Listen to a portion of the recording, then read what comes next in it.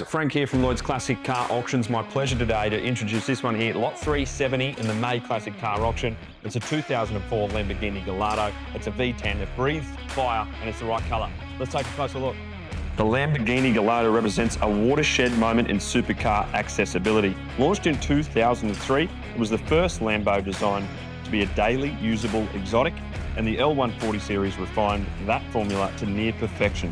This 2004 example in striking Giallo Orion Yellow is a genuine early production Gallardo, finished in one of the marquee's most iconic colours.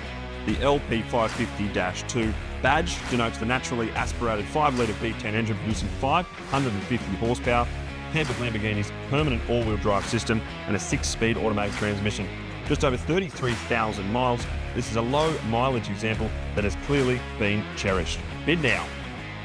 So there we have it, folks. Jump on to lloydsauctions.com.au. Lot 370 in the May Classic Car Auction, kicking off at 12 p.m. I'll see you at the auctions.